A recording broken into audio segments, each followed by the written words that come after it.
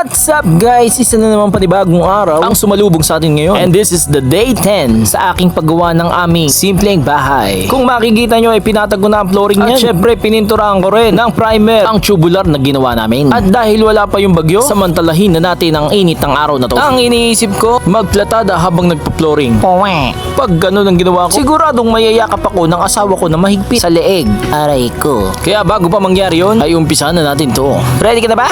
Ready ka na ba? Motivational background music! Pasok!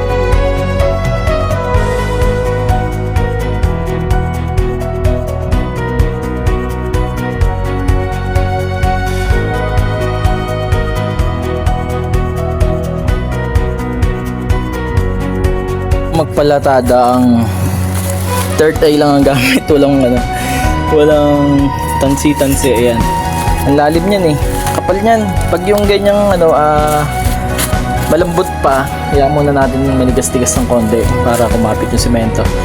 Tinabuli kasi natin yan, pero walang PC yan. Third eye lang gamit ko dyan. Third eye lang yan, geng.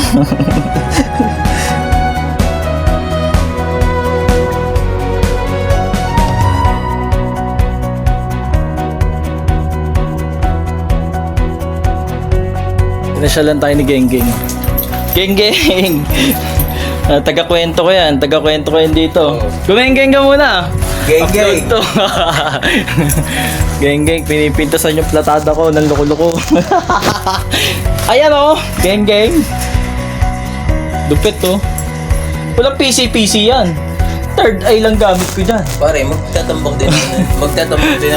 At nang umuwi na nga ang uma-idol sa atin, ay inumpisahan ko na nga ang pagpipinishing sa pinatadahan kong part, kung saan ay dyan ko ilalagay ang hagdan. Kailangan ko na kasing unahin yan, dahil pag nakakabit na ang hagdan, ay sure akong mamimilipit ang kamay ko sa kakadukot ng paplatadahan. Madali lang pala magplatada kapag marunong ka na, pero pagkatulad ko, nangangapa pa. Asus, ang hirap pala.